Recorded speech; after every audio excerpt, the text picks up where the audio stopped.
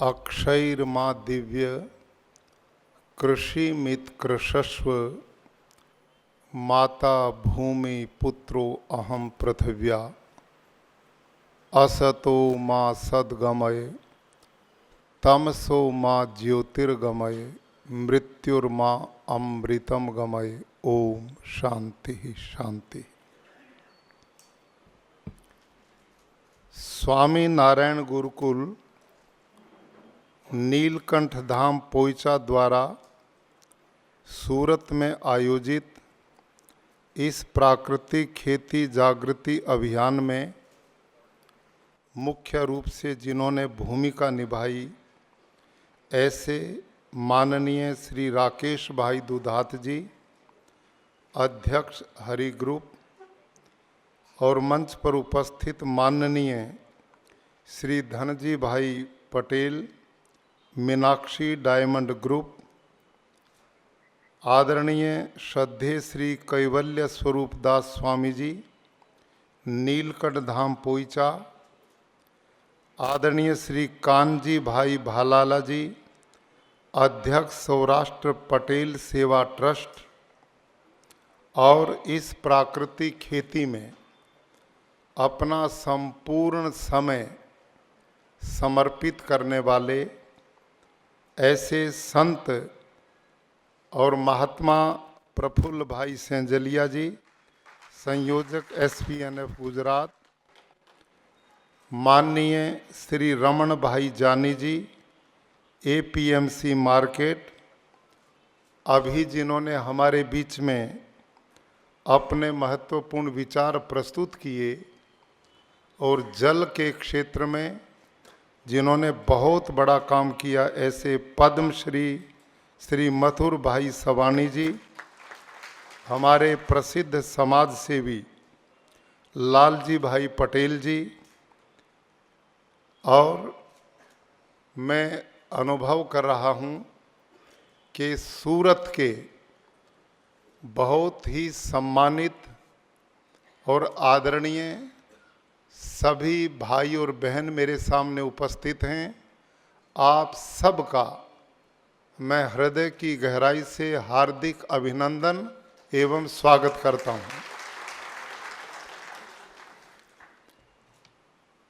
लगभग 1 साल पहले धनजी भाई ने और राकेश दुधात जी ने मिलकर अकाला गांव में, जो धनजी भाई का पैतृक गांव है, उस गांव को भी मैंने देखा, जो शहर से भी बढ़िया स्थापित किया हुआ है, जहां आधुनिक सारी सुविधाएं हैं।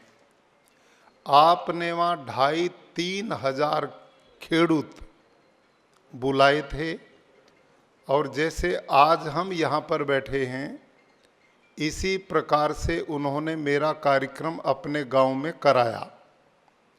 और उसके बाद राकेश दुधात जी, धनजी भाई स्वामी नारायण संप्रदाय से जुड़े हैं, गुरुकुलों में पढ़े हैं, तो इनका प्रयास रहा कि गुजरात के गांव-गांव में यदि हम इस प्राकृतिक खेती के मिशन को पहुंचाते हैं तो इससे पर्यावरण भी बचेगा, इससे देसी गौ माता का भी संवर्धन होगा, इससे जल भी बचेगा, इससे आने वाली पीढ़ियों को उपजाऊ जमीन भी मिलेगी। प्राकृतिक खेती का उत्पादन शहरी ग्रामीण कोई भी खाएगा तो उसका स्वास्थ्य भी अच्छा बनेगा। देश का बहुत धन जो इलाज में और लोगों को बीमार होकर दुख भोगने में लगता, वो भी बचेगा।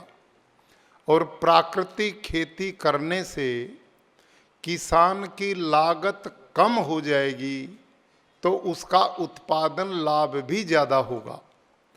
काम एक है, लाभ अनेक हैं। तो ये लोग एक मिशनरी भाव से इस मिशन में लगे। प्रफुल्ल भाई सेंजलिया, हमारे बीच में दीक्षित भाई पटेल बैठे हैं। एक बहुत बड़ी टीम खड़ी हो गई है खेडूत की, और उस टीम ने आज एक वातावरण खड़ा कर दिया है। जैसे मथुर भाई जी ने अभी बताया कि जब ऐसे कार्यों में जनमानस जुड़ना शुरू हो जाता है तो वो काम एक जन आंदोलन का रूप ले लेता है। इसकी थोड़ी आवाज कम कर, थोड़ी गूंजे ना।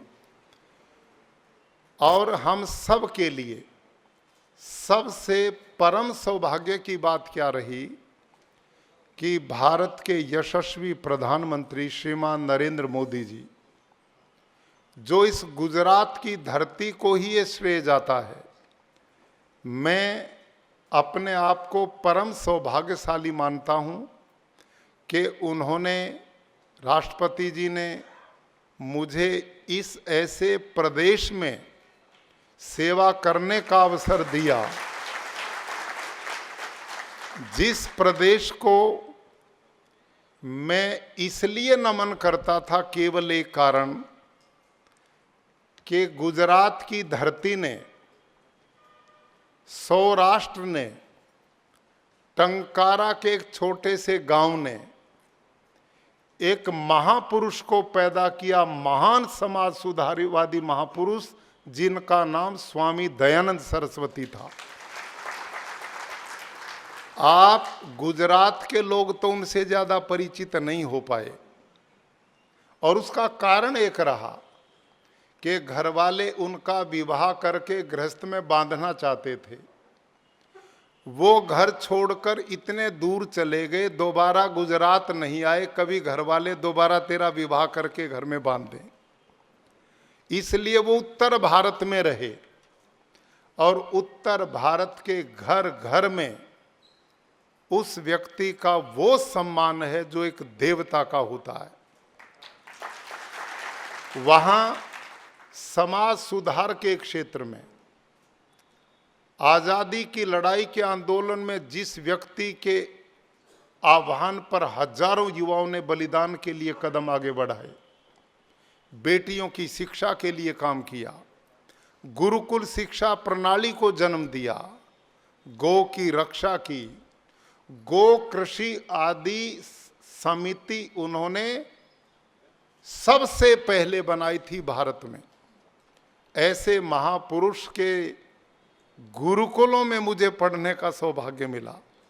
जैसे यहाँ राकेश भाई जी को मिला है, पटेल साहब को, लालजी भाई को मिला, ऐसे बहुत लोग हैं जो उसी परंपरा जैसे गुरुकुलों में जिनको एक विचार मिला।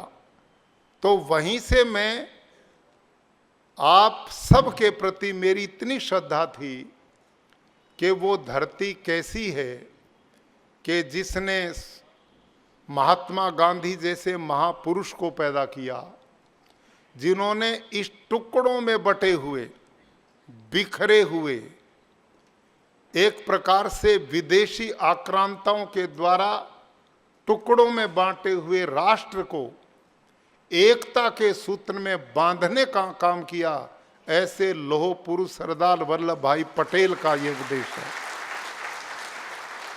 और भाई और बहनों, आप परम सौभाग्यशाली हैं, और आपके साथ मैं भी हूं, क्योंकि आज मैं इस धरती पे मुझे काम करने का सौभाग्य मिल रहा। इसी धरती ने आज इस देश के नव निर्माण के लिए, इस देश के चहुमुखी विकास के लिए, इस राष्ट्र की गरिमा को विश्व दिग दिगंत में फैलाने के लिए आज एक जोड़ी महापुरुषों की फिर इस देश के लिए भेजी है। वो हैं माननीय प्रधानमंत्री जी और माननीय गृह मंत्री जी। ये गुजरात की धरती रत्न गर्भा धरती है, और मुझे पूज्य स्वामी कैवल्य स्वरूप जी महाराज अभी बता रहे थे कि आचार्य जी, सूरत की धरती वो धरती है जो अपनी भी सूरत बदल देती है और लोगों की भी सूरत बदल देती है। अब आपने देखा होगा, कुछ समय पहले हमने सुना था यहाँ प्लेग जैसी बीमारी आई थी, लेकिन पिछले दिनों में आदरणीय लालजी भाई पटेल के यहाँ हमारे जो प्रसिद्ध प्रतिष्ठित ऐसे जो हीरा व्यापारी हैं, वो भी कुछ जन आपने बुलाए थे। रात को हम भोजन पे बैठे थे और उन्होंने बताया मेरे को कि हम लोग विचार कर रहे थे इस शहर को छोड़ देना चाहिए। ये ढोलकिया साहब ने बताया और फिर उन्होंने कहा नहीं, हमने विचार किया हम शहर नहीं छोड़ेंगे, हम इस शहर को रहने लायक बनाएंगे। और ये सोच करके कहते हमने ट्रैक्टर ट्रॉली ली, अपने लोगों का संगठन बनाया, हमने निश्चित किया आज इस मोहल्ले में जाकर स्वच्छता अभियान करेंगे, आज इस मोहल्ले में जाकर के करेंगे, और पूरे शहर को हमने एक परिवार का रूप बना करके जुट पड़े। और उसका परिणाम आज सूरत शहर भारत के नंबर 1 स्वच्छ शहरों में आ गया है। तो आप सब सूरत बदलनी जानते हैं। और स्वामी जी कह रहे थे कि सूरत वाले लोग जिस काम को करते हैं तो उसकी चरम सीमा पे उसको पहुंचाते हैं, बीच में आधा अधूरा नहीं करते। चाहे कोई भी काम है उसको बड़े मन से, दिल से, समर्पण के साथ करते हैं। तो स्वामी जी का कहने का टोटल मतलब ये था कि यदि आज प्राकृतिक खेती का मिशन भी इनकी समझ में आ गया तो ये आप वाले काम को हल्का कर देंगे और उसको भी सिर पे उठा लेंगे।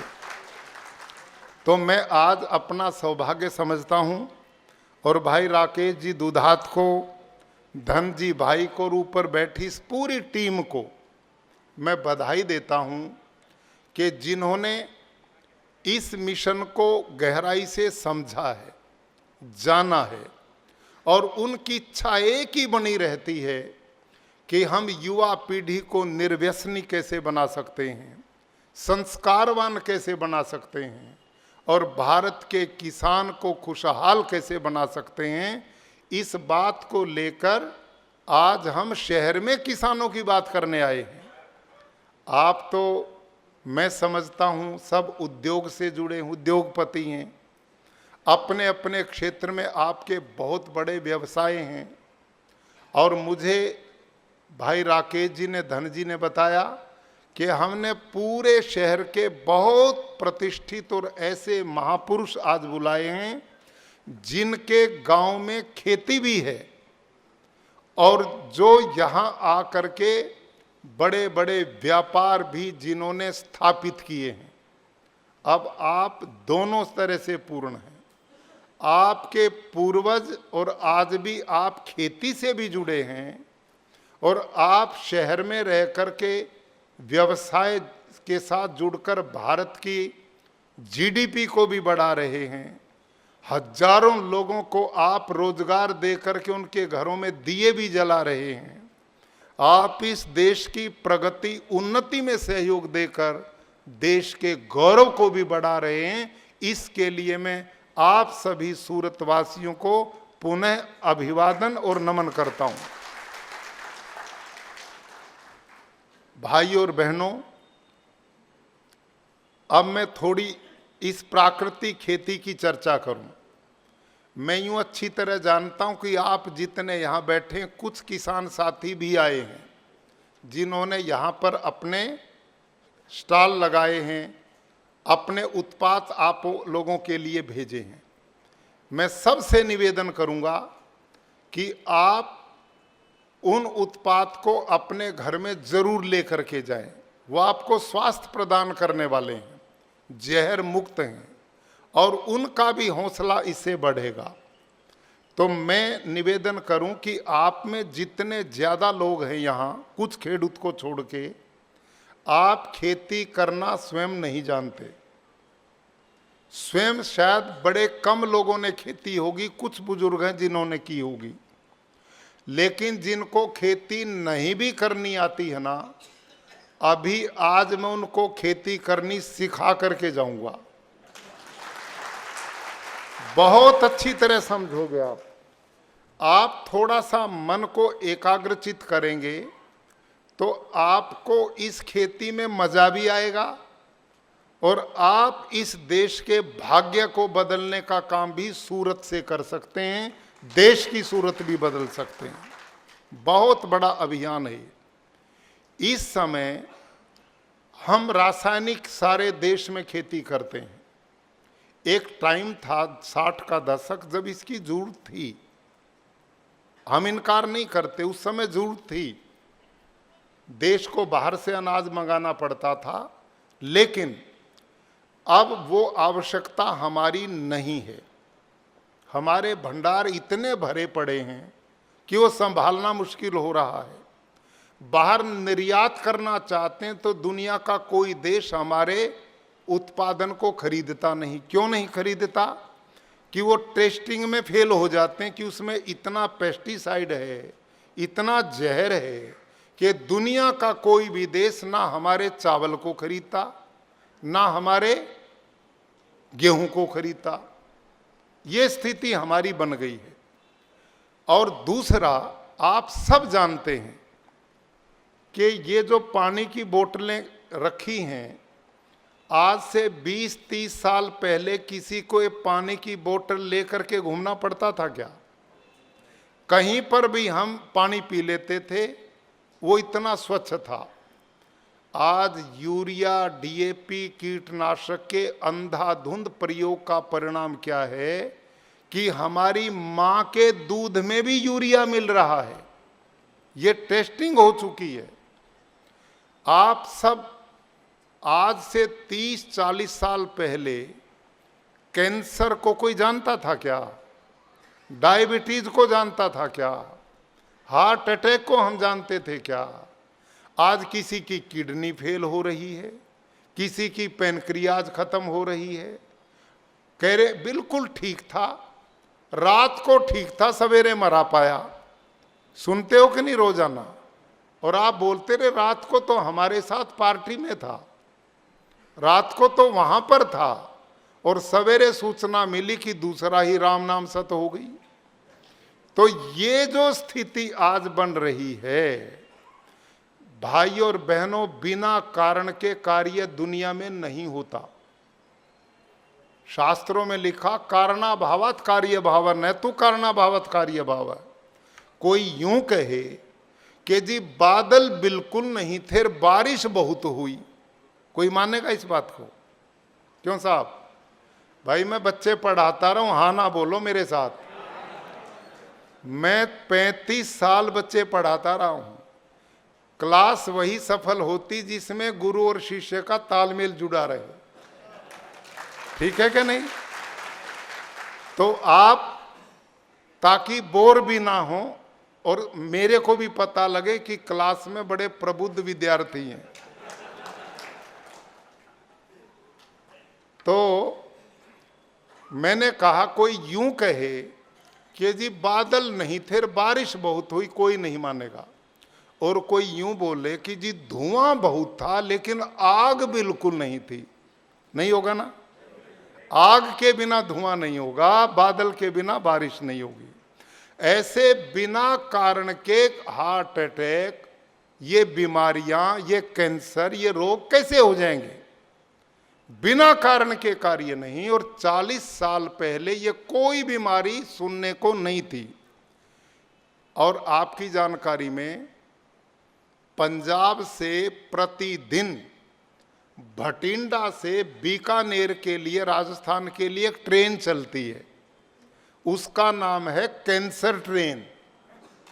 प्रतिदिन चलती है। कैंसर के पेशेंट भर के चलती। बीकानेर में एक बड़ा कैंसर हॉस्पिटल, उसमें आती है। और रिसर्च हुआ कि सबसे ज्यादा जहर भटिंडा के उस क्षेत्र में पेस्टिसाइड, यूरिया, डीएपी का खेडूतों ने किया, किसानों ने किया। अब अभी 5 दिन पहले मेरे पास एक डॉक्टर आए पीजीआई चंडीगढ़ से। अहमदाबाद में, वो मेरे परिचित थे, राजेश गुप्ता जी, और वो सर्जन हैं, बहुत बड़े सर्जन हैं।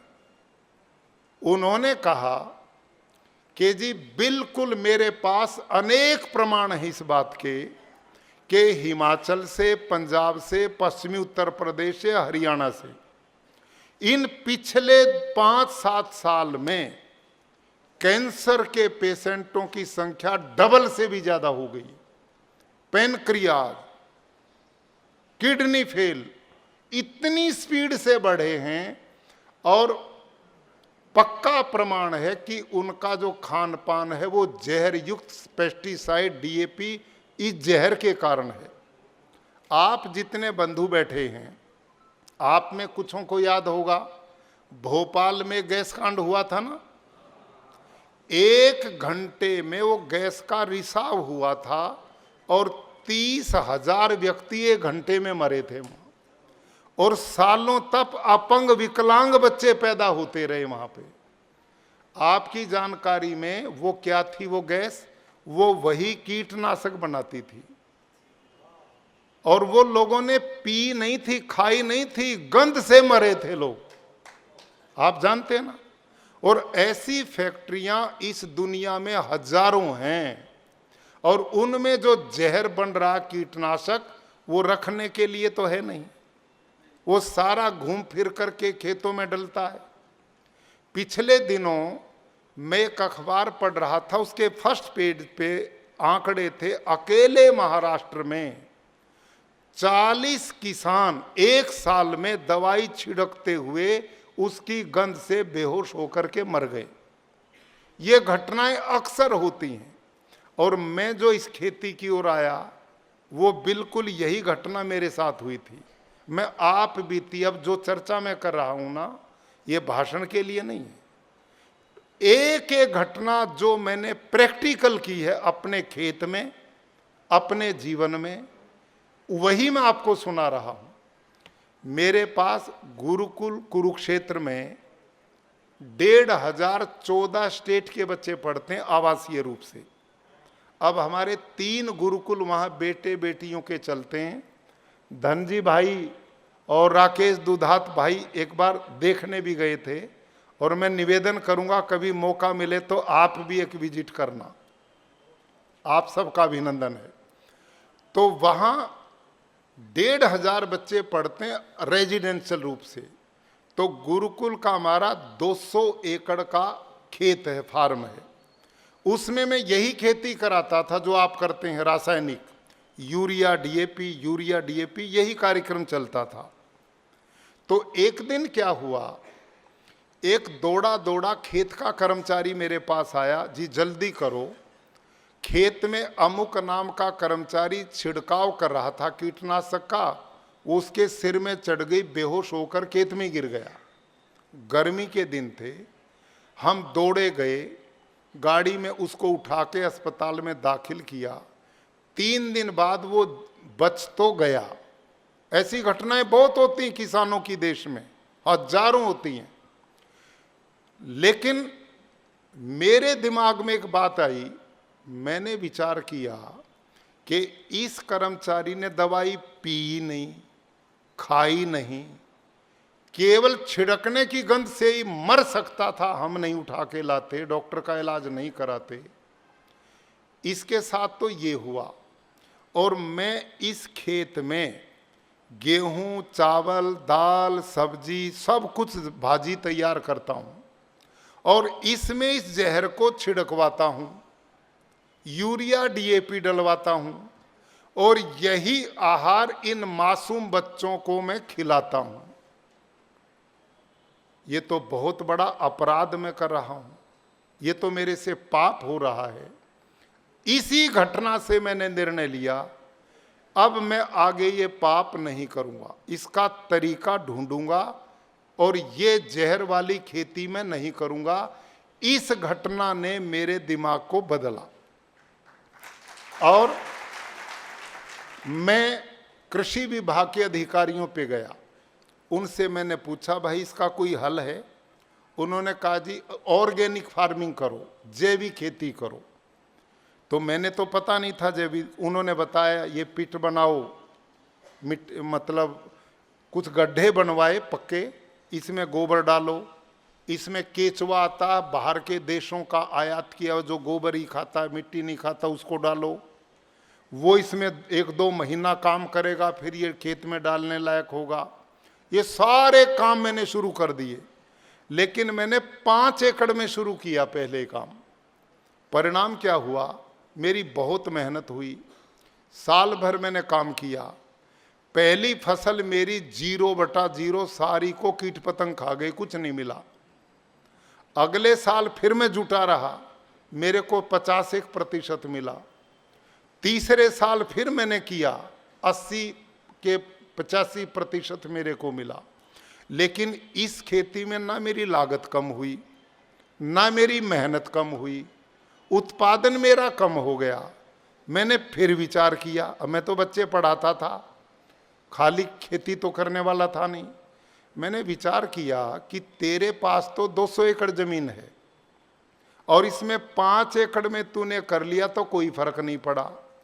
जिस खेडूत के पास कुल ही 2-4 एकड़ है और वो इस खेती को करेगा तो अपने बच्चे कैसे पालेगा, खर्चा कहां से निकालेगा? ये तो जमने वाला काम है नहीं। मैं उलझन में पड़ा हुआ था कि ये काम तो फेल, वापस जाऊं तो जहर। इतनी देर में भगवान रास्ता दिखाता है। एक पद्मश्री सुभाष पालेकर जी जो प्राकृतिक खेती का यही अभियान जो चलाते थे, उनसे मेरा परिचय हुआ। मैंने उनको अपने गुरुकुल में बुलाया, वहां आपकी तरह लोग 500 खेडूत इकट्ठे किए और उनका 5 दिन का कैंप लगवाया। कॉपी पेन लेकर मैं बीच में बैठा, पूरी डिटेल मैंने 5 दिन में उनसे सीखी और वो करके मैंने फिर अगले दूसरे 5 एकड़ में ये खेती शुरू की। इसका नाम है प्राकृतिक कृषि। ये जैविक खेती नहीं है, ऑर्गेनिक फार्मिंग नहीं है। लोग आज तक समझ ही नहीं पा रहे ऑर्गेनिक फार्मिंग और प्राकृतिक खेती में भिन्नता है कि नहीं है। वो एक ही माने बैठे हैं।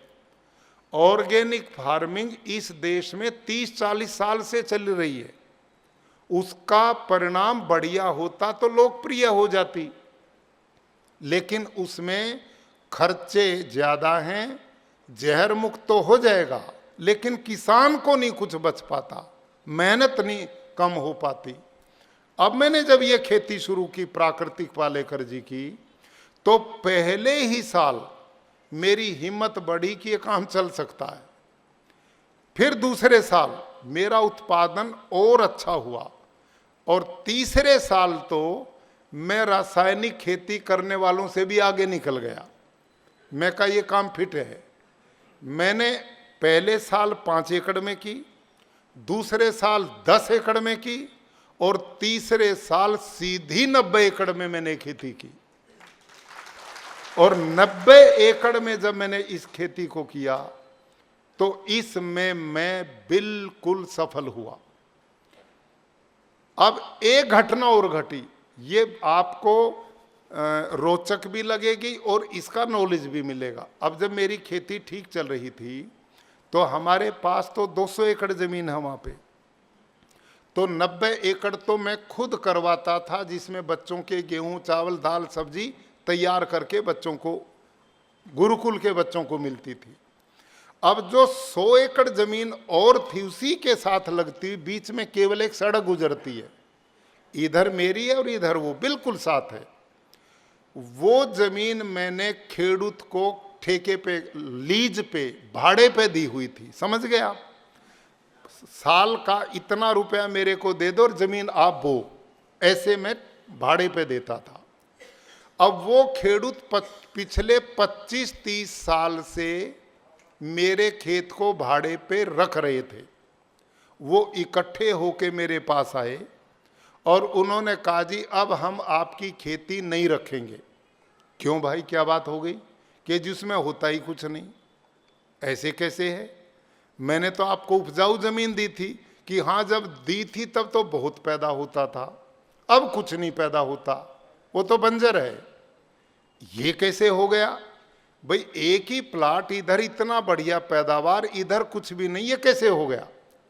तो उन्होंने कहा जी आप अपनी को संभालो, हम नहीं रखते इसको, हमें कोई लाभ नहीं है। अब जब ये बात कही तो मैंने कृषि वैज्ञानिक एक बुलाए, एग्रीकल्चर यूनिवर्सिटी हिसार के कृषि विज्ञान केंद्र के। उनको मैंने कहा साहब मेरी जमीन किसान छोड़ गए, और ये कह के छोड़ गए तो बंजर, इसमें कुछ भी नहीं होगा। तो उन डॉक्टर ने कहा, साइंटिस्ट थे जी, ऐसे नहीं पता होगा, आपकी मिट्टी के सैंपल लेंगे। सारे खेत के सैंपल लिए उन्होंने, 150-200 सैंपल लिए और एग्रीकल्चर यूनिवर्सिटी हिसार की लेबोरेटरी में भेज दिए। वहाँ से कुछ समय के बाद रिपोर्ट आई, मेरी धरती का ऑर्गेनिक कार्बन 0.3, 0.4, 0.5 से नीचे नीचे। तो मैंने पूछा साइंटिस्ट थे जी इसका मतलब क्या है? मैं तो साइंटिस्ट हूँ नहीं। उन्होंने कहा जिस धरती का ऑर्गेनिक कार्बन 0.3, 0.4 है, ये धरती बंजर है। ये किसान खेडूत ठीक बोलते हैं, इसमें कुछ नहीं होगा। अब विचार करो आदरणीय बंधुओं, आपसे मेरा निवेदन है, ऐसे कितने बंधु आप में हैं जिनके घरों में खेती है? वो कृपया हाथ खड़ा करेंगे। अरे वाह, ये तो सारे खेडूत बैठे हैं, धन्यवाद। मेरे को तो अब मजा आया बोलने में, अब तक तो मैं आपको व्यापारी सोच रहा था बहुतों को, ये तो सारे खेडूत हैं। धन्यवाद, बधाई आपको, आप लोगों ने दोनों लोगों को जोड़ा। अब इस घटना से ये समझ लो, आप लोगों ने जो खेती बटाई पे या भाड़े पे या अन्य किसी को दे रखी है ना, आपके साथ यही होने वाला जो मेरे साथ हुआ है। समझ में आ गई बात? कहने को तो आपकी जमीन है, लेकिन वो कुछ समय के बाद यही सूचना मिलेगी आपको कि जी अपनी को संभालो, हम नहीं करते। समझ में आई ना? अब हुआ क्या है इसमें, इसको समझिए आप। उन लोगों ने, मेरी धरती से कोई प्यार नहीं था, उनको इतना था भाड़ा देते हैं, अब जितना इससे लिया जा सकता है इसको चूसो। और उन्होंने क्या किया, यूरिया डीएपी कीटनाशक, यूरिया डीएपी कीटनाशक जितना डाल सके डाला। परिणाम सारी धरती के जीवाणु, उसका हलसिया अर्थवर्म, उसके पोषक तत्व सब खत्म कर दिए, और वो जमीन मेरी उपजाऊ जो मैंने दी थी वो बंजर बना के मुझे सौंप दी। और कितने 100 एकड़, कितनी बड़ी जमीन है, कितना बड़ा विनाश किया है। और ये पूरे देश में अभियान चल रहा है। आप समझेंगे, साइंटिफिक समझाऊंगा मैं कारण क्या हुआ इसका। अब क्या हुआ जी, वो तो छोड़ के गए। मैंने उस साइंटिस्ट से पूछा अब मैं क्या करूं? तो उन्होंने कागज पेन लिया, इतना यूरिया, इतना डीएपी, इतना पोटास, इतना जिंक, इतना फास्फोरस और इतना अवशेष, ये इसमें डालोगे, जैसे धीरे धीरे 30-20 साल में बंजर बनी है, ऐसे धीरे धीरे 20-30 साल में उपजाऊ बनेगी। मैंने कहा भाई ये तो बहुत कमजोर प्रोजेक्ट है, पहले तो विनाश हुआ और अब इतना लंबा दोगे, मैं तो इसी में जा लूंगा, ये तो बंजर ही रहेगी। और मैंने उनको कहा साइंटिस्ट साहब को, महाराज यही तो डाल के उन्होंने बंजर बनाई है, और यही यूरिया डीएपी आप फिर इस लिस्ट में डाल रहे हो, ये उपजाऊ कैसे बनेगी? उन्होंने कहा जी यही तरीका है। साइंटिस्ट की बात है ये, और मेरी समझ में आई वो बिल्कुल ठीक कह रहे थे, क्योंकि उनकी पढ़ाई ही ये है। उनकी जो पढ़ाई उसमें यही, उनके पास कोई रास्ता ही नहीं है, कोई रास्ता नहीं है। और हमारे बीच में डॉक्टर साहब बैठे हैं, साइंटिस्ट बैठे हैं, डॉक्टर साहब का नाम भूल जाता हूं मैं, हाँ डॉक्टर टिम्बड़िया जी। देखो सौभाग्य से ये साइंटिस्ट है एग्रीकल्चर यूनिवर्सिटी के, मैं इनको बधाई देता हूं कि ये इतने उदार सोच के व्यक्ति की जो इस मानते हैं कि ये सब कुछ गलत हुआ है। और ऐसे साइंटिस्ट जो थे मेरे साथ भी जुड़ गए। अब हुआ क्या, जब मैंने कहा कि भाई उन साइंटिस्ट को मैं आपका ये रास्ता नहीं लूँगा, उन्होंने कहा क्या करोगे? मैं कहा बाकी खेत में मैं प्राकृतिक खेती करता हूं, जीवामृत घन जीवामृत यही डालूंगा और ये खेत नहीं करूंगा। तो उन्होंने भी ये नहीं पढ़ा था। उन्होंने कहा आप साइंटिस्ट हैं या मैं हूं? मैंने कहा साइंटिस्ट तो आप में, मैं तो खेडूत हूं, लेकिन आप वाली खेती करके तो बंजर हो गई, अब मैं अपने वाली करूंगा। उन्होंने कहा इससे कुछ नहीं होगा। मैं कहा नहीं होगा तो फिर आपकी शरण में आ जाऊंगा, एक बार तो कर लूं मैं। और मैंने क्या किया जी, मैंने प्राकृतिक ढंग से जीवामृत घन जीवामृत 5-5 क्विंटल घन जीवामृत पूरे खेत में दिया, और फिर धान मैंने आरोपित करके उनमें हर पानी के साथ जीवामृत दिया, और हर 15 दिन में जीवामृत का उसमें स्प्रे करवाया।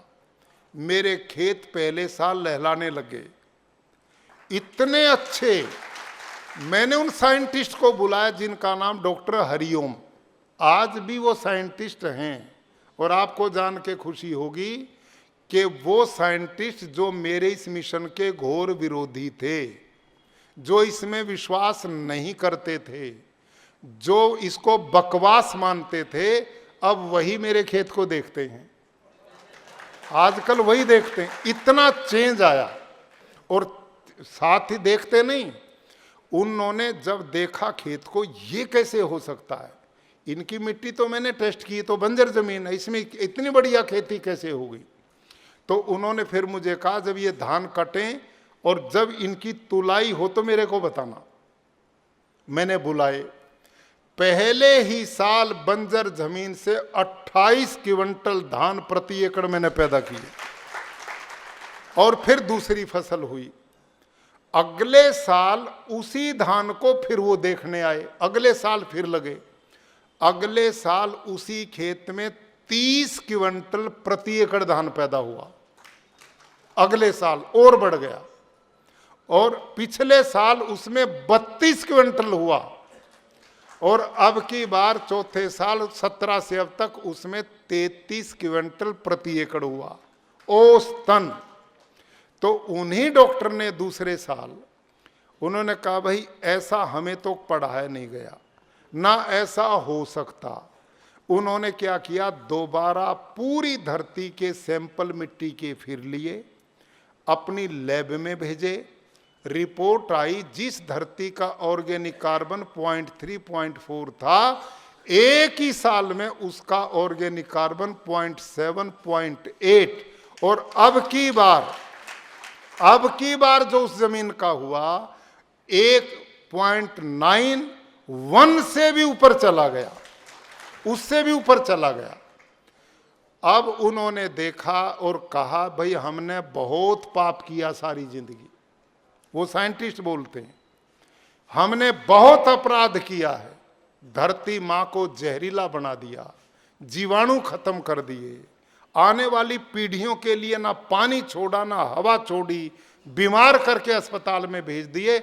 अब वो कहने लगे इस पाप को मैं भी नहीं करूँगा, और उन्होंने अपना सारा काम धाम छोड़ के अब वो प्राकृतिक खेती की ट्रेनिंग देते हैं मेरे खेत में, यही काम करते हैं। और उन्होंने साइंटिस्ट की एक टीम बनाई। डॉक्टर बलजीत सारन एक माइक्रोबायोलॉजी के साइंटिस्ट हैं, जिन्होंने अमेरिका, इंग्लैंड, जर्मनी 3 देशों में वहाँ के साइंटिस्ट के साथ काम किया। वो साइंटिस्ट और उनकी टीम बुलाई और उनको कहा भाई तुम क्या कर रहे हो, इस प्राकृतिक खेती को देखो। वो भी कहें जी इसमें क्या होगा, इससे तो भूखे मरेंगे, कुछ हो ही नहीं सकता। उन्होंने कहा रे तुम भूमि टेस्ट तो करो, इनको चेक तो करो भले आदमियों। और उन्होंने वो बुलाए, वो हमारी मिट्टी जब उन्होंने ली, कहाँ से काम शुरू हुआ, एक दिन मेरे खेत में 2 गाड़ियां भर के आई साइंटिस्ट की एग्रीकल्चर यूनिवर्सिटी हिसार से। और उन्होंने क्या काम किया, जो किसान रासायनिक खेती करते आए हैं ऐसे 5 खेडूत लिए, 1 2 3 4 5, उन सब की मिट्टी के सैंपल लिए खेत के, और 5 किसानों की मिट्टी इकट्ठी मिलाई और लैब में टेस्ट की। 1 ग्राम मिट्टी में जो रासायनिक खेती थी उसमें जीवाणु पाए 30,05,000 जीवाणु 1 ग्राम मिट्टी में पाए। और उन्हीं साइंटिस्ट ने फिर मेरे खेत की मिट्टी ली और वो 5 जगह से ली, ऐसे ही उसको मिलाया और लैब में ले जाके चेक किया तो ध्यान से सुनना, इस मेरी 1 ग्राम मिट्टी में 161 करोड़ जीवाणु पाए। समझ में आई? प्राकृतिक जो मैं कर रहा हूं उसमें तो 161 करोड़ 1 ग्राम में, और जो रासायनिक करते हैं उसमें 30,05,000 जीवाणु 1 ग्राम में। अब उनके दिमाग घूम गए कि भाई जिसका ऑर्गेनिक कार्बन जितना ज्यादा होगा उत्पादन तो वो जमीन देगी, जिसमें ऑर्गेनिक कार्बन है ही नहीं वो तो बंजर हो, उत्पादन कैसे देगी।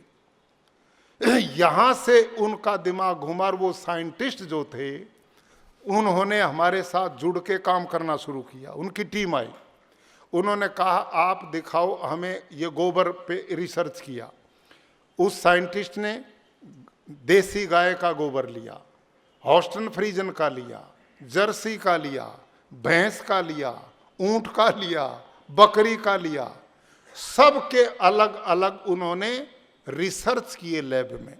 और रिपोर्ट क्या आई, केवल और केवल भारतीय नस्ल की देसी गाय में भगवान ने जीवाणुओं की फैक्ट्री बना करके भेजी है, केवल देसी गाय, और किसी में नहीं पाई। और कितना पाया, 1 ग्राम गोबर में 300 करोड़ से भी ज्यादा जीवाणु है देसी गाय के 1 ग्राम गोबर में। और जो देसी गाय दूध नहीं देती, बूढ़ी हो जाती है, जिसको आपने गौशाला में भेज दिया या सड़कों पे छोड़ दिया हमने बेसहारा, उसका गोबर हमने टेस्ट करवाया तो उसमें जीवाणु की मात्रा 500 करोड़ तक हो जाती है। क्यों? क्योंकि वो दूध देने में उसकी ताकत ना लग के जीवाणु बनाने में लग गई।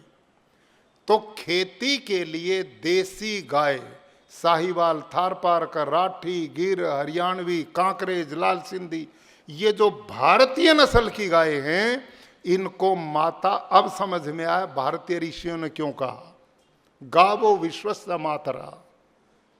ये इसलिए पता लगा कि इसका दूध भी A2 है, सबसे उत्तम दुनिया में दूध है। गोमूत्र खनिजों का भंडार मिला देसी गाय का, और गोबर जीवाणुओं का भंडार मिला। ये रिसर्च की उन साइंटिस्ट ने, ये सब रिपोर्ट हमारे पास हैं और अब ये छप रही हैं। ये सब रिपोर्ट साइंटिस्ट ने किया। और हम क्या करते हैं, आप जो खेत करवाते हैं ना अपने लोगों से, सबसे मेरा निवेदन है इसको समझो और अपनी खेती में इस प्राकृतिक मिशन को शुरू करो। इसमें कुछ भी नहीं लगेगा। आपके जो खेती करने वाले लोग हैं उनके तो आनंद हो जाएंगे, इसमें खर्चा ही कुछ नहीं। खर्चा पता क्या है, आप एक 200 लीटर का ड्रम ले लो खाली, वो छाए में रखवा दो, उसमें लगभग 180 लीटर सिंपल पानी भर दो। देसी गाय 24 घंटे में रात दिन में लगभग 8 से 10 किलो गोबर देती, 8 से 10 किलो गोमूत्र देती है। वो मिला करके उस ड्रम के पानी में छोड़ दो। 1.5 से 2 किलो गुड़, 1.5 से 2 किलो किसी भी दाल का बेसन, और 1 मुट्ठी मिट्टी, और लकड़ी के डंडे से घड़ी की सुई की तरह 5 मिनट सवेरे 5 मिनट शाम, कुल 4 दिन घोलना है। 5वें दिन 1 एकड़ का खाद तैयार। अब सोचिए, दुनिया में कोई ऐसा खाद नहीं जो 5 दिन में तैयार होता हो। ये जो केचुए बनाते हैं ना ऑर्गेनिक वाले, पिट बना करके विदेशी केचुआ, वो केचुआ बाहर से आयात किया जाता है। 16 डिग्री नीचे टेम्परेचर में मर जाता है, 28 डिग्री ऊपर हो उसमें मर जाता है। मिट्टी वो खाता नहीं, हैवी मेटल छोड़ता है, उसमें खरपतवार बहुत पैदा होती, निंदामण, खेत में मजदूरी से ही पैसा चला जाता है, उत्पादन कोई होता नहीं, तो वो फेल है। अब ये जो सिस्टम क्या है, आपसे मैं पूछता हूं, जब गाय के 1 ग्राम गोबर में 300 करोड़ जीवाणु हैं, तो 10 किलो गोबर में कितने होंगे? स्वामी जी ने पता, 30 लाख करोड़, समझ में आई? 30 लाख करोड़ जीवाणु एक 24 घंटे के गाय गोबर गोमूत्र में है। और गोमूत्र खनिजों का भंडार, और गोबर में जीवाणु 30 लाख करोड़। ठीक है। अब इन जीवाणुओं को जब बेसन मिलता ना, वो प्रोटीन है, दाल का बेसन प्रोटीन है तो बलवान बनेंगे। और उनको गुड़ मिलता है तो मल्टीप्लाई होते हैं, बड़ी तेजी से बढ़ते हैं। और मिट्टी के जीवाणु मिलकर के इनकी स्पीड पता क्या बनती है? हर 20 मिनट में ये डबल होते हैं, हर 20 मिनट में डबल। और 72 घंटे में ये असंख्य हो जाएंगे, असंख्य। और जब आप खेत में स्प्रिंकल से, कपड़ छान करके, ड्रिप से या खुले पानी में छोड़ करके भेजोगे तो पूरे खेत में फैल करके मिट्टी के जीवाणुओं से मिल करके आपस में ये मेलवन का काम करते हैं। मेलवन समझते हो ना? आपकी गुजराती है, गुजराती है ना? हाँ, जैसे 1 क्विंटल दूध में माताएं 1 चम्मच दही डाल दो तो पूरा दही में बदल जाएगा, है ना? यही काम आपके खेत में होगा। अब समझो मजा आएगा, अब आपको आगे आगे बहुत मजा आएगा। बोर तो नहीं हो रहे? तो जब ये पूरे खेत में जाएगा तो ये मेलवन का काम करेगा।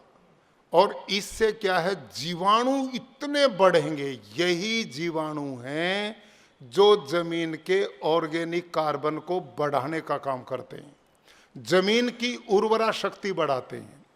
78% नाइट्रोजन तो हवा में है, और ये जीवाणु उस नाइट्रोजन को खींचते हैं और पौधे के लिए भोजन बनाते हैं।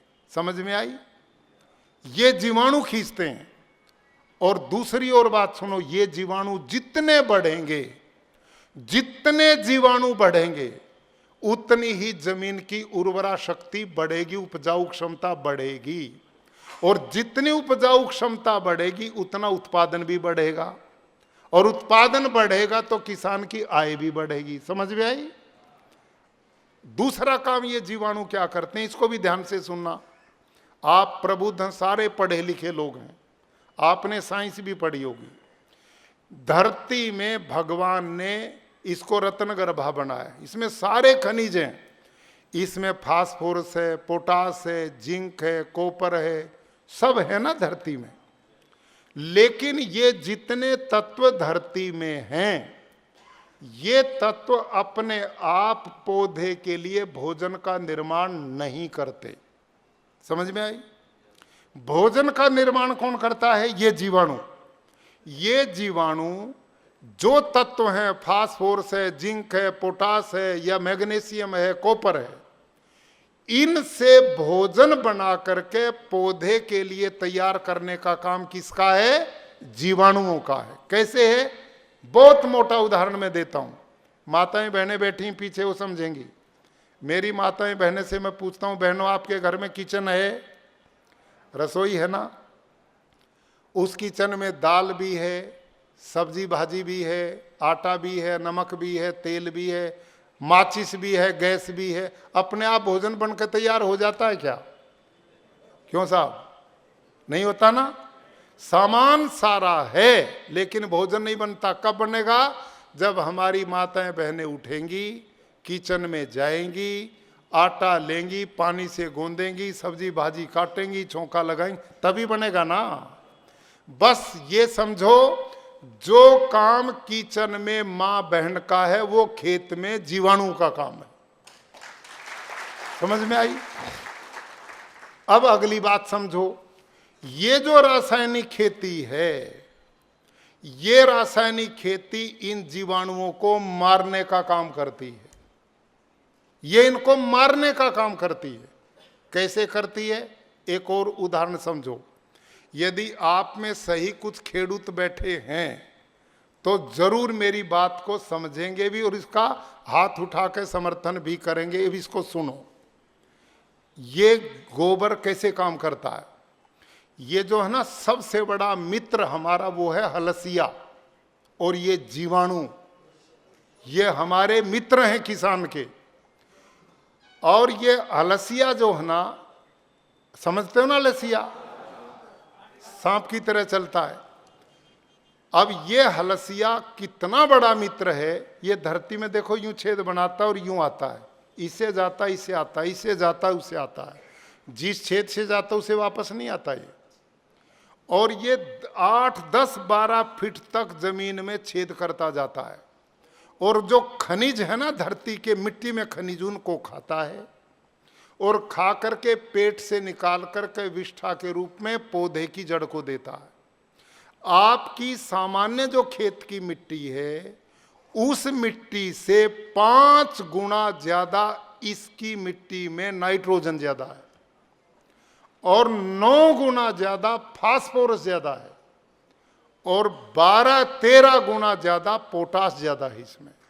जो केचुआ, अर्थवर्म, हलसिया जो मिट्टी निकालता है, एक काम तो ये करता खाद बनाने का। दूसरा, जब ये छेद बनाता है तो अपने पसीने से धरती को लीपते हुए जाता है, वो बंद नहीं होता जल्दी छेद, और उस छिद्र से धरती में ऑक्सीजन जाती तो जमीन की फर्टिलिटी बढ़ती है। और ये हलसिया कितना परिवार बढ़ाता है, अपने जीवन में कई हजारों बच्चे पैदा करके मरता है। जब ये मरता है तो अपने शरीर का बलिदान किसान के लिए देता, पूरा खाद छोड़ करके जाता है और हजारों परिवार के परिवार बढ़ते जाते हैं। मेरे अपने खेत में इस समय 5 लाख से भी ज्यादा 1 एकड़ में हलसिया काम करता है। 1 एकड़ में इतना हलसिया ये बढ़ाता है। अब आप सब सोचो, सारे हलसिया रात दिन ये काम करेंगे तो धरती का हल वाला काम यही करेंगे कि नहीं? कितनी मुलायम बनाएंगे, सारे खनिजों को नीचे से ऊपर भेजेंगे। और जब इसके खाद में, इसके विष्ठा में 5 गुना ज्यादा नाइट्रोजन, 9 गुना ज्यादा फास्फोरस, 11 गुना ज्यादा पोटास, अब लाखों केचुआ करेंगे तो अलग किस खाद की जरूरत है खेत को, ये बताओ मेरे को। क्यों साहब? ये काम मजा सुनो और कमाल की बात, वाटर हार्वेस्टिंग सिस्टम का काम मथुर भाई जी चले गए क्या? वो जो काम कर रहे थे ना पानी बचाने का, चेक बनाने का, वो करने का, उनका बहुत पुण्य का और बढ़िया काम है। लेकिन मेरे प्यारे भाइयों, उस काम पे पैसा लगाने की जरूरत ही नहीं है। ये काम तो ये हलसिया ही कर देता फ्री में, बिना पैसे के। कैसे करता है? हमारे पास वो वीडियो है स्वामी जी, पानी वाली नहीं है? है आप पे? आप दिखाना, उसको निकालो 1 मिनट। आप देखिए, दीक्षित जी दिखाएंगे। ये हमारे खेत का और हमारे उन खेतों का जो प्राकृतिक है। पता क्या होगा? जब 5 लाख केचुआ रात दिन बिना, वो बेचारा कभी भी गड़बड़ नहीं करता। आपके यहाँ मजदूर जो काम करते हैं ना, उनके ऊपर तो आपने पहरेदार छोड़ना पड़ता है। सुपरवाइजर छोड़ते हो कि नहीं? नहीं छोड़ते तो वो चुप बैठ जाते हैं। लेकिन भगवान ने जो भेजा ना मजदूर इस खेडूत के लिए, उस पे किसी सुपरवाइजर की जरूरत नहीं। वो रात दिन काम करता है, रात दिन काम करता है। वो इतने छेद बना देता है कि जब बारिश होती है तो सारा पानी इन छिद्रों से धरती के पेट में चला जाता है। Natural water harvesting system. जब सारी धरती पे ये प्राकृतिक खेती होगी तो बाढ़ नहीं आएगी, अकाल भी नहीं पड़ेगा। दोनों काम इससे पूरा होंगे, दोनों काम इससे पूरा होंगे। आई समझ में बात? ये अब हो क्या रहा है, खेडूत भाई जानते हैं। आप खेत में पानी देते हो, आप पंपों से, ट्यूबवेल से पानी धरती का खींच रहे हो और धरती पे फैलाते हो तो वाष्प में सारा पानी उड़ जाता, धरती पानी पीती नहीं। यूरिया, डीएपी ने धरती की परत को कठोर बना दिया, वो पानी पीती नहीं। जो धरती का पानी वो आकाश में उड़ गया। निकाल तो रहे हो, वापस पानी नहीं जाएगा तो आने वाली पीढ़ियों को पानी मिलेगा क्या? विचार करो। और तीसरा युद्ध जो लोग बताते हैं ना, वो पानी का ही होने वाला है। धरती पे समुद्र के जल की अपेक्षा पीने का तो 2.5% पानी है, कुल 2.5%। और यदि हम इस पानी को नहीं बचा पाए तो आने वाली पीढ़ियां हमें क्या कहेंगी? आप विचार करो।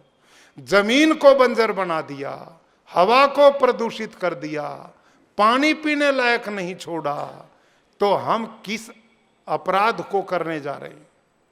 तो यह हलसिया इस काम को करता है। ये कब करेगा? जब गोमूत्र और गोबर की ये चीज इसको मिलेगी। अब आपसे मैं पूछता हूं, एक हलसिया बाजार से खेत से पकड़ो और यहां रख के उस पर वो डाल लो यूरिया, बचेगा या मरेगा? मरेगा ना। और उसी के ऊपर गाय का गोबर डाल लो तो परिवार बढ़ाएगा, ठीक है कि नहीं? बढ़ेगा। तो आप ईमानदारी से बताओ कि जो सूक्ष्म जीवाणु हैं वो तो आंख से भी नहीं दिखते, इतने सूक्ष्म हैं वो यूरिया डीएपी को कैसे सहन करेंगे जब दिखने वाला हलसिया भी नहीं सहन कर पाता उसको? समझ में आई ना बात? तो ये दोनों चीजें जो जमीन की फर्टिलिटी बढ़ाने वाली वो हमने मार दी, और आपने जो खेत अपने दे रखे हैं लोगों को वो यही काम कर रहे हैं। आने वाले समय पर वो जमीन बंजर होती जा रही है। आप सबसे मेरा निवेदन है कि आज संकल्प लो कि इस खेती की ओर बढ़ेंगे। और इसमें एक तो ये जीवामृत घन जीवामृत है, हमारे लोग ट्रेंड हो गए हैं। पूज्य स्वामी जी बैठे हैं, कैवल्य स्वरूप जी, ये हमारे इतने बढ़िया प्रशिक्षक हो गए हैं कि अभी 1 महीना में 9,000 खेडूत को ये ट्रेनिंग दे चुके। 1 महीने में 9,000। और इन्होंने मिशन चला दिया। और पिछले दिनों राकेश दुधा जी मेरे साथ थे, इनके मैं गया गुरुकुल में अपना राजकोट। रास्ते में मैंने कहा, भाई दुधा जी, जैसे स्वामी जी हैं ऐसे यदि सन्यासी हमें हर जिला में एक मिल जाए तो कल्याण हो जाएगा प्रदेश का। तो दुधात जी ने अपने बड़े संतों से बात की, और उस संतों से बात करने का आनंद क्या हुआ कि स्वामी जी जैसे 5 और साधु हमें इस काम के लिए मिल गए हैं। मैं स्वामी नारायण संप्रदाय के इन संतों को नमन करता हूं कि जो इस पवित्र मिशन के लिए जिन्होंने पूर्ण समय अपना सौंप दिया। आज मेरे पास नाम आए हैं श्री चैतन्य स्वामी जी महाराज, श्री अचल स्वामी जी महाराज, श्री मधुसूदन स्वामी जी महाराज, ये सभी गुरु स्वामी नारायण गुरुकुल राजकोट संस्थान से और नीलकंठ धाम पोईचा से संबंध रखते हैं। और ऐसे 6 सन्यासी कुल मिलाकर के अब स्वामी जी के शरण में आ रहे हैं, और उनको ट्रेनिंग देकर हम एक मिशन चला रहे हैं। हर जिला में एक सन्यासी और उनके पूछे हमारी पूरी सेना। और उसमें कौन है?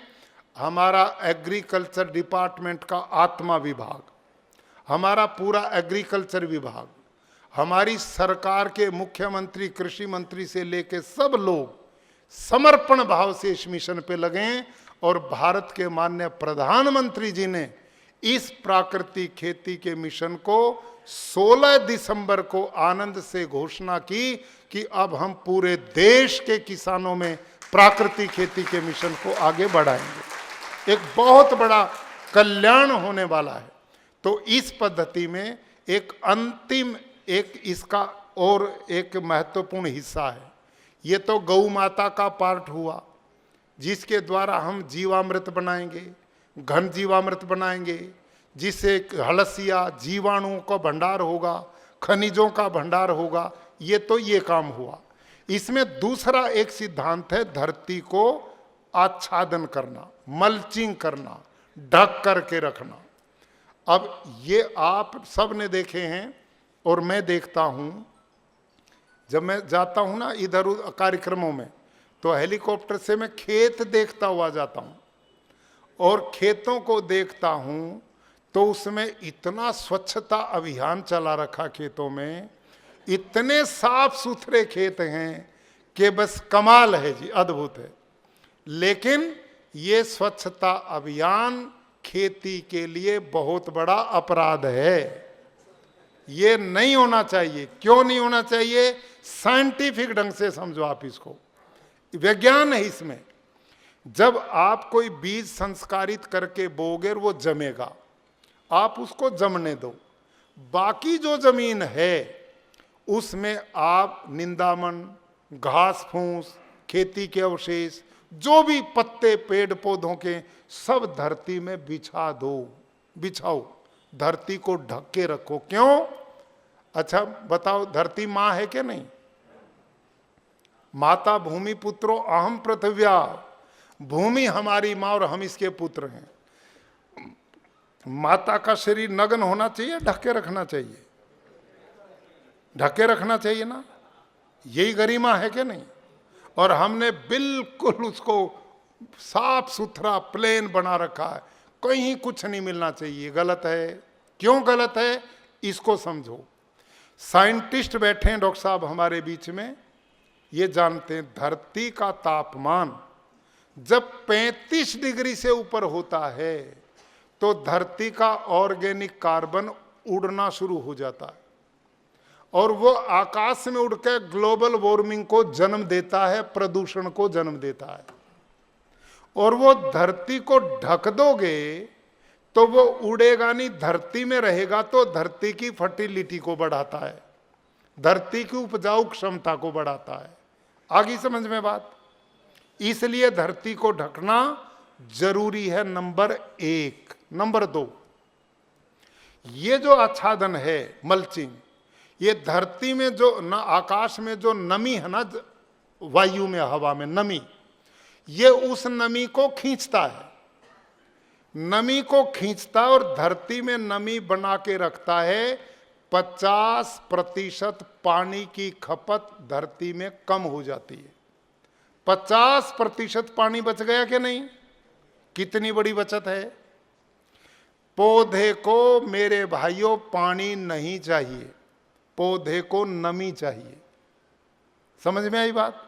और ये निंदामण आच्छादन उसको खींचता। कैसे खींचता है आप समझेंगे मेरी बात को। फिर मैं मोटा उदाहरण देता हूं।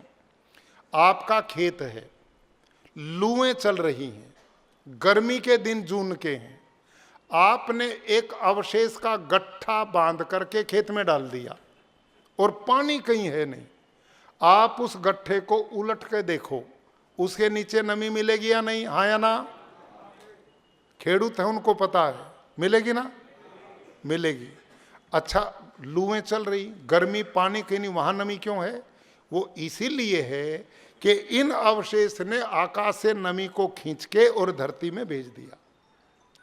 समझ में आ गई बात? तो इससे 50% पानी घट जाएगा। 2 हो गई बात। अब तीसरी बात सुनो।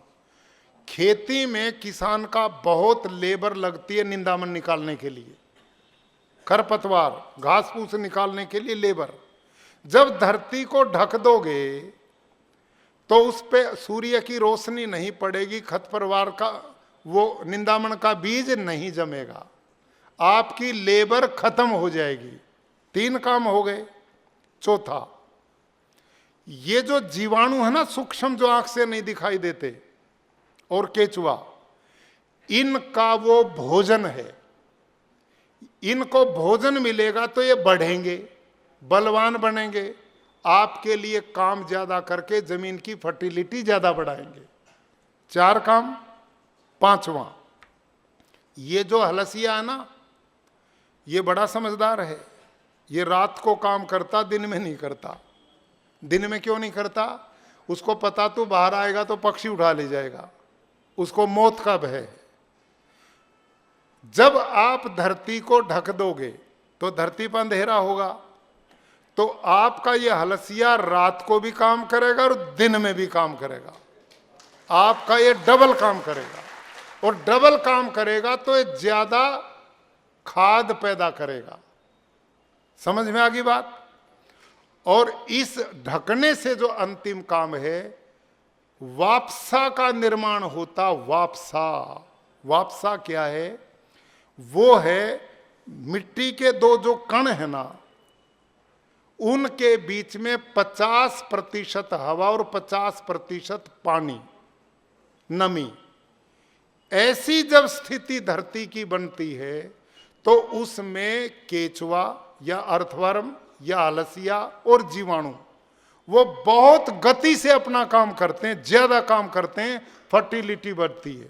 और ये वापसा जो है 1 किलो निर्मित हो जाए तो ये 3-4 लीटर पानी को धरती में खींच के जमीन को देती है। इसलिए पानी की भी बचत और धरती की उपजाऊ को भी बनाती है।